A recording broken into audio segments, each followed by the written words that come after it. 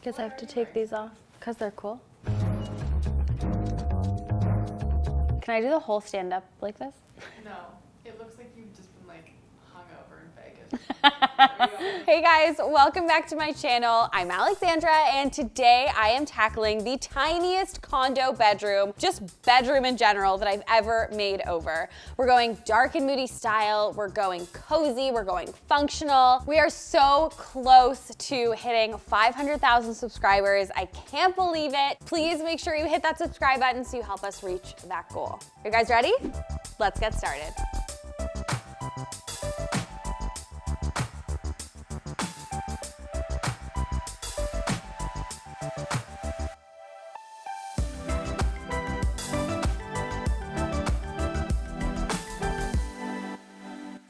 So the space today that I'm making over belongs to James, and you may remember James from Austin's Studio Fix episode. You guys loved that episode. James was actually the person who nominated Austin for a complete makeover. He ended up reaching out to us after we completed Austin's space, and he was like, can you make over my space too? And that's exactly what we're doing today. So this is a very, very tiny space. It is 73 square feet, and this is his main living space. He shares his apartment with a roommate, but there's not a ton of space outside of his room, so this is where he works, where he lives, where he hangs out. And it looks like James actually has really great style already. I think he knows what he likes, but let's hop on a call with him to see what he envisions for this space. So nice to see you again. You too, nice to see you. I'm so excited to make it happen. Me too, I'm such a big fan and I love what you did with Austin Space, so I'm so excited that the makeover is finally for my space. It's like karma, you know, coming back around. Yes. So I've taken a look at your bedroom, obviously, and I would just love to hear from you what's working for you, what's not working. Just walk me through the space and tell me what you're hoping for. So I live in a condo in downtown Toronto, and it's like the classic white box in the sky. It's super like builder basic, and the room is kind of small. And it has the floor to ceiling windows, but it has like the classic condo, like plastic shutter blinds, which are so annoying. And I'm not like too handy myself, but I love home decor and interior design. So I haven't like customized the space, but I would love to like make it feel more like home and more cozy. Got it. Yeah, I totally hear you. I feel like condos can sometimes feel that way. You know, it's like everyone has the same kind of looking condo. So I know you have a desk in there right now, but you work from the office or you work from home part-time. Can you just tell me what the situation is with your desk and if you need it in there? Because it's taking up a lot of space. I don't really work from home. I take my morning meetings at home and then I come to the office most days. So maybe we come up with a solution that kind of gives you a little bit of a workspace, worktop to take your morning meeting from, but isn't a full-on office setup. Yeah, absolutely. I saw a lot of like industrial accents, but warm materials paired with the industrial kind of style. Yeah. Texture, but then you have these like hits of black and metal, but warm. True. I love like a black accents and like industrial style for sure. Yeah. Amazing. Is there anything else you kind of want me to know before we start? One of my major issues is kind of storage for clothes. Like I have a small sliver of a closet. Yeah. So right now, like my seasonal stuff are like under my bed, and then what I wear day to day is in the closet. So I'll do like a swap around. Would you be into open storage for clothes? I feel like some people kind of hesitate because it can look a little bit messy, but it could be really nice for you to have like a space where you put maybe your outfits of the week or your favorite pieces, because there's not a ton of space to do like clothes storage. It would be like a nice curation of the pieces that I love and use day to day. I think that'd be really nice to have like kind of like a store feeling kind of moment. And I think that could add coziness too, and like color. And I think the goal for us is gonna be to make your bedroom look and feel unique and homey and warm. I'm excited. Yay. Okay, thanks again for hopping on this call. I'll see you soon. Okay, bye. Bye, James. Bye. So it's really clear from my call with James that he needs to find a different solution for this desk. He does take his morning meetings from his room, but he has the luxury of walking like 5 minutes to his office and working from there every day. So I want to get him a surface that just doesn't take up so much space, because the desk right now is pretty much taking up the entire room. He also needs more clothing storage, which is going to be an interesting challenge because we are so limited with space.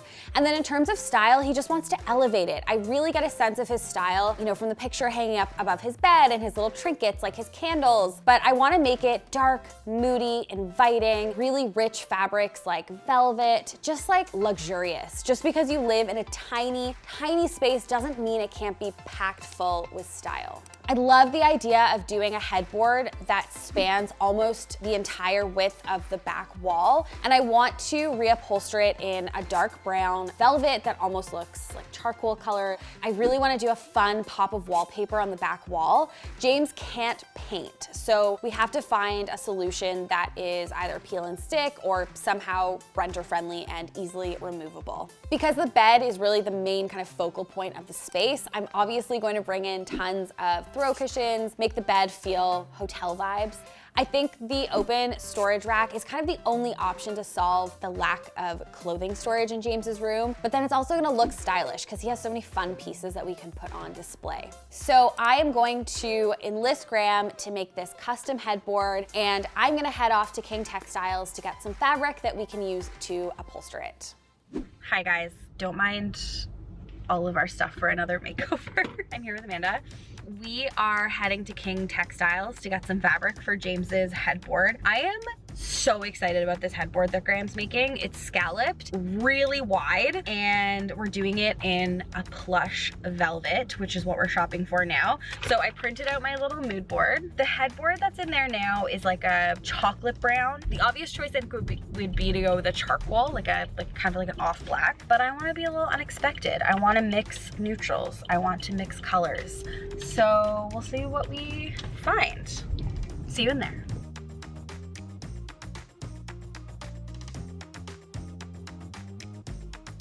One just like immediately jumped out to me, which is deviating from the plan a little, but olive green could be really, really nice. That is deviating from the plan. It's very luxe though, but I also liked the idea of kind of color blocking with the brown. This I think would be the obvious choice. It's like a charcoal, goes really well with the wallpaper, but then this is more of that chocolate brown that I was thinking. Both of these are good options. I think we go with brown. I kind of like the brown. I think it's kind of unexpected. It's gonna add like a lot of depth, I think, to the design. And we got extra in case our measurements Graham, are off. we got you 12 feet instead of 7. While I was out getting fabric, Graham got started on the headboard. Here's how he made it happen. So the first thing Graham did was cut a piece of plywood to the size we want the headboard, which is 4x7. I want this to be longer than James's bed frame. It's gonna make it look like it belongs in a boutique hotel and going to give the illusion that his bed is actually bigger than it really is. To create the scallop design, Graham is drawing a consistent wavy design on one of the long sides for the scallops. He drew 3 lines across the board. One is the crest of the wave, the other one will be the trough, and the line in the center is where they meet. Graham managed to make the waves by attaching his pencil to a zip tie, and using a thumbtack as the pivot point, he made the waves an even distance away from each other. Next, Graham used a jigsaw to cut out the waves. To secure it to the wall, we are actually using a French cleat method. You could use D-rings, but a French cleat will definitely be more secure. To do this, Graham simply made a wooden French cleat out of a scrap piece of plywood using a table saw and cutting it at a 45-degree angle. On set, we are gonna attach one side to the wall, but right now he's attaching the other to the back of the headboard.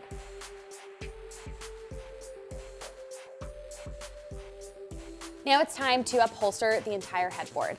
So Graham found a local upholstery shop and got a piece of 1-inch thick upholstery foam and batting. This is probably gonna be the most expensive part of the whole DIY. Pro tip, you can find upholsterers on Facebook Marketplace who might sell scrap pieces of foam and will glue them together for a fraction of the cost. Next, Graham wrapped the foam and batting around the headboard and secured it with staples and a staple gun on the back side so it was out of sight. Be sure to stretch the foam and batting as you go so that it doesn't sag or wrinkle. For the fabric, Graham started securing it to the headboard on the bottom and then worked his way up to the sides, pulling and stretching the fabric as well. For the troughs and scallops in the waves, you have to cut out the fabric into strips so you can wrap the fabric around the inside of the curves. Cut any loose fabric or foam on the back side so that it will sit flush against the wall. That's the headboard done. I cannot wait to see it in real life in James's space. Let's head into prep day and get that wallpaper up on the wall. Welcome. This is probably the smallest bedroom I've ever tackled on this channel, which is very exciting because I feel like there's so many people in cities who live in tiny condos like this and, you know, want to make their tiny bedroom feel like them and feel stylish and decorated. So out here is the kitchen and the living area, and then you open this door, and then this is his bedroom. This is his clothing closet in here. And then he's got this desk and it's taking up basically like the entire width of the space. I also feel like this side table is taking up like a lot of space. It just feels like quite a large piece to have in this tiny space. So there's space here, which is where I'm thinking of putting the clothing rack. There's like a tiny bit of space there, but yeah, this is it. I think a few simple changes to this space are gonna make it feel luxe, stylish, warm, cozy, all the things you want your bedroom to be. Small space, not a lot of time. Let's do this.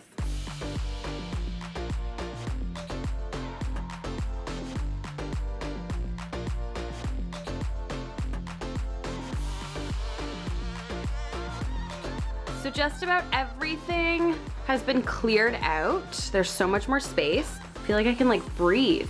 Graham is here. We gotta get this headboard off of the bed so we can keep the frame, but add a new headboard. And then I think we're gonna start wallpapering. Sometimes I'll find a wallpaper and I'm like, there is no other option. We have to go with this one. The downside is that this actually isn't peel and stick wallpaper. So we have to find a hack to make it renter friendly. You think we would have learned from James's makeover, other James. Graham. But here we are back again, trying to hack this wallpaper and make it peel and stick because we like challenges. We're trying a new method. For this hack, we are using painter's tape and carpet tape.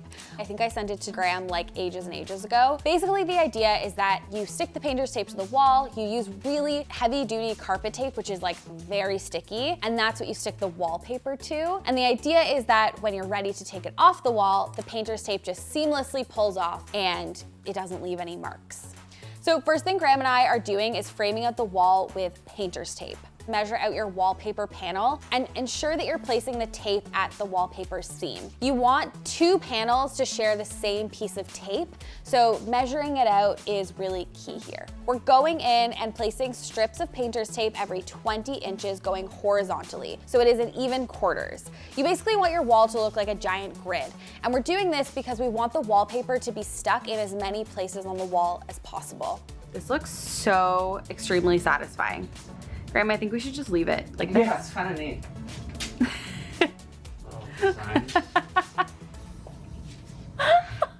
Time for carpet tape? Yeah. Okay. I'm a little bit nervous, not gonna lie. Yeah. Once we've laid down all the painter's tape, we're going in with our double-sided carpet tape, literally going over top of the painter's tape. Don't worry if you can see little bits of painter's tape sticking out, but you do want it to be as precise as possible. You don't want any carpet tape on the wall, or it'll just take the paint off when you take the wallpaper down. Nice. Yes, that is so satisfying. You don't want to overlap the carpet tape. You want the smoothest surface as possible so that you're not seeing any bumps when you actually put your wallpaper down. I also want to mention that once the carpet tape is down on the painter's tape, it's down. If you make a mistake or if you have to move something, you're gonna have to take up the entire strip of painter's tape and kind of start again. Before we put the wallpaper on the wall, we obviously want to peel off the protective backing on the carpet tape. We're kind of doing this section by section. We don't want the carpet tape to dry out. We're just starting with the first section and then, oh my gosh, placing the wallpaper over the carpet tape and praying that this works out. Yeah. Wow. Oh, and we're gonna tape to the ceiling? Yeah, we Oh. are. Yeah, we are.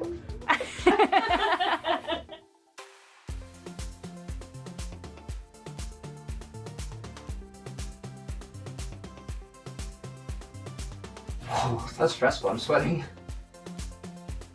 What the frickleberry? I cannot believe that worked. It is on the wall, super secure, not falling down, and it's not going to fall down. I can't wait to see how this turns out.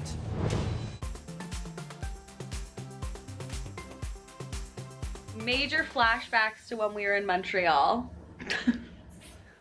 This is what we're working with. We were doing so well, and then basically you can see the line in the wallpaper where it was supposed to be cut on the printer, but it was included. We thought that the paper had to overlap, but it looks like garbage. I've never used a wallpaper company that has suggested you overlap the panels. And we can see the line where it needs to be cut, but Graham and I both said, like, there's no way we're gonna get a precise, crisp line. The other panel doesn't overlap, like, it's really inconsistent. It just doesn't work with the method we're going for, and you can probably tell in my voice that I'm like slightly freaking out. Everything's fine. I'm okay. The good news is that we have one more panel we can use, not an extra panel, but we're gonna make it work. The painter's tape hack does work so well. We're literally just peeling it off. Like, that's so cool. So good, Graham. Look at that. So our method is definitely working, which is amazing. James, if you're watching, this is how you remove your wallpaper when you move out. We are actually only gonna wallpaper half the wall. So Graham's just taking the tape off because we have this giant DIY headboard that I can't wait to show you guys. And it's gonna cover most of the wall, which means we have enough to go all the way to the end. If you are wondering, like, what if James wants to move his bed? There's literally no other place for his bed to go. We're also flipping the wallpaper so we don't have to line any shapes up. It's just gonna make it look cleaner, I think. And we're definitely not overlapping. We're doing seam to seam, which is going to give like a really precise, clean finish. We are professionals. We do this every single week and we still run into issues like this. Like, it's just all part of it. Keep going. We have been doing this for 4 hours, but we did it. I honestly, Graham, sorry if you're watching this, had such little faith in this method. I think I was scarred from the first James's living room wallpaper debacle. Oh my God, what? But it worked. And what I love is knowing that it is actually easy to remove since we took off that entire second panel. This method really works and makes normal wallpaper renter friendly. So if you love a pattern, but it's not peel and stick, this method is for you. Wallpaper's done. Kind of can't believe we did that, but we did it. So I'm gonna sign off for the day. We just wanted to come here to hang the wallpaper before reveal day tomorrow, and I'm so glad we did because we would have been if we hadn't saved it till tomorrow. See you tomorrow. Hi guys, it's day 2. We're here, reveal day. We gotta get this makeover done in like 4 hours. James has a flight to catch later on this afternoon, so we gotta hustle. The wallpaper looks so good. It stayed on the wall, thank gosh. We didn't have like a James 2.0 experience with the wallpaper, thank goodness. The next thing we're gonna install is the headboard. I enlisted Graham to make this gorgeous headboard. I can't wait to show you guys. Can you see it kind of behind me? Yeah. I'm so excited for this piece. I think this might be one of the most epic builds you've ever done. Oh God. It's so beautiful. And I think for a small room like this, having a larger headboard that spans most of this wall just makes it feel like stylish, luxurious, bigger than it actually is. Incredible. Also, iconic. So typical condo windows with an awkward layout. Really high here, low here, bulkhead. How do you make this work? These blinds need to stay. You can see right out, literally directly into someone's condo, which is very typical in downtown Toronto.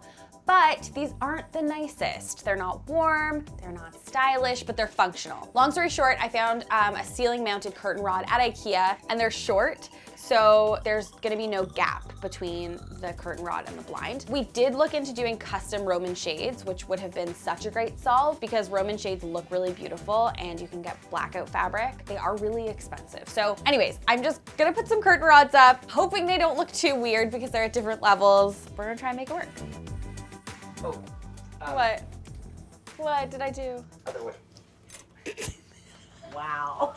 Oh, yeah. Wait.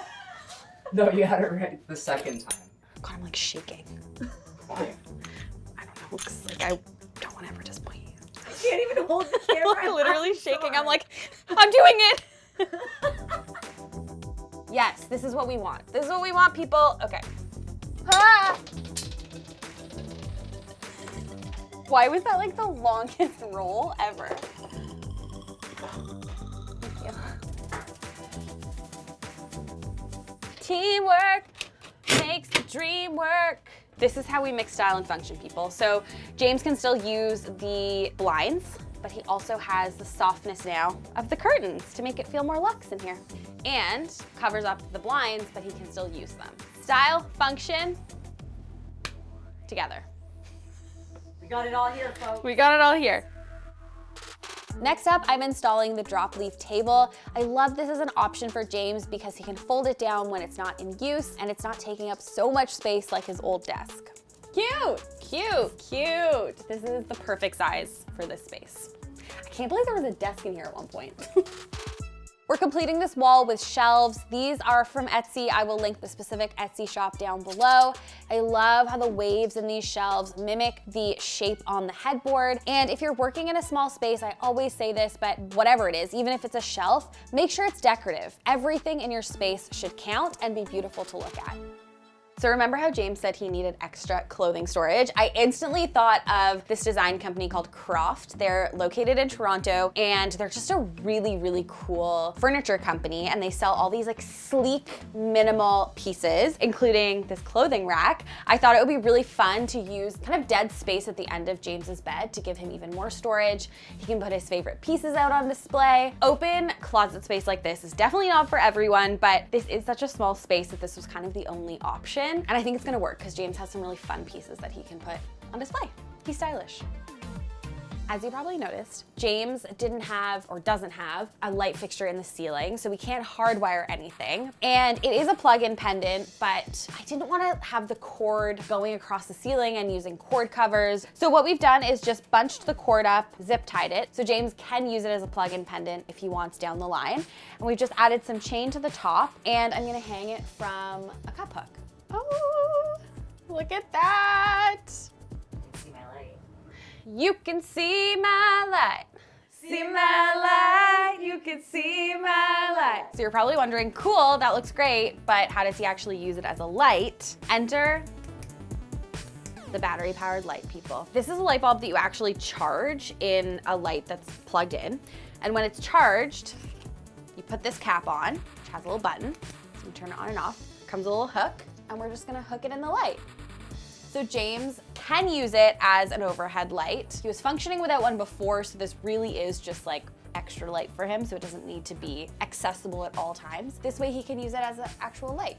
Next, I'm adding this linen cream color bedding. Again, because we're going for warm and dark and moody, I didn't want to go with a stark white, so something in an off-white, creamy beige tone is a good choice. I'm adding these mustard colored pillows from HomeSense, and this cute little lumbar pillow that Graham actually made from some of the scrap fabric we had left over from the headboard. I wanted to hang a mirror in this space, but again, going for that boutique dark and moody hotel vibe, I wanted to add LED lights on the back of it so it kind of glowed when the lights were turned on. To do this, I am using a strip of sticky LED lights, and I'm doing a continuous shape around the mirror, about 4 inches in from the frame. You want the light to be as diffused as possible, which is why we're going in 4 inches. You basically want the mirror to glow, so if you do it right up against the frame, you're not gonna see the lights. When you get to the end, you can actually cut the strip on this little copper part.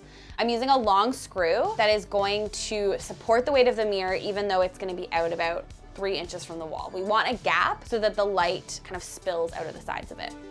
Down here, I'm using this 3M sticky double-sided tape so that the mirror sticks to the bottom, so it doesn't like move around. This is a mirror James already had, and I was really excited to use it in his space, but like elevate it a bit. Make it a piece that he loves and knows, but make it fancy and cool. Look, I'm using the level. Oh. I did it. It's level. Is it?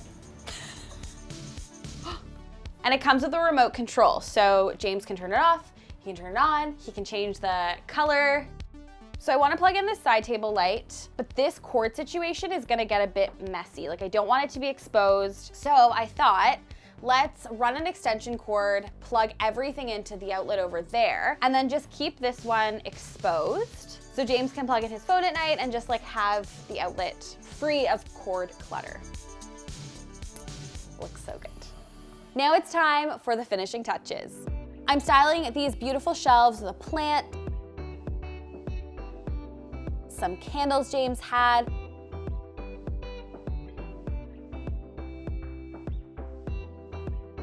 some of his cookbooks. Hi, Anthony. I'm obsessed with you. I love you.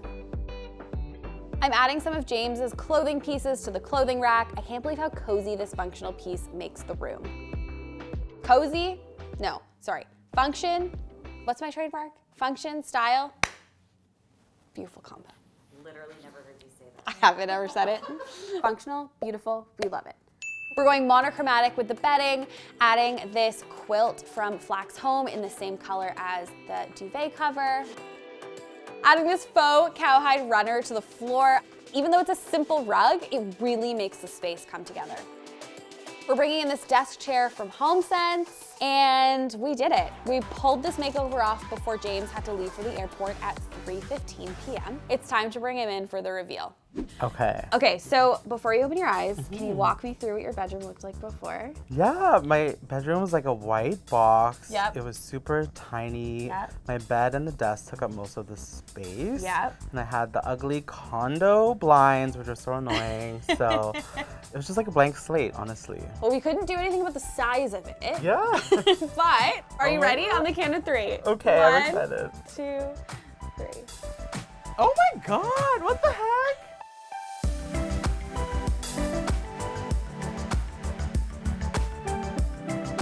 This is so cute. It's like a boutique hotel. Okay, that's what I like to hear. Yes. Oh my God.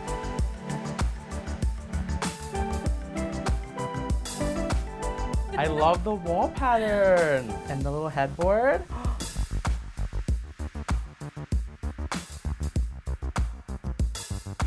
Oh my God, it's so cute.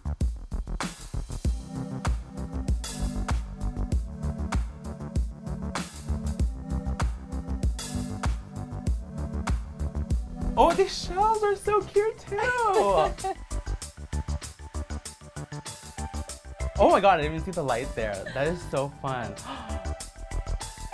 This desk. Isn't it and so chair. cute? Yes, it's perfect.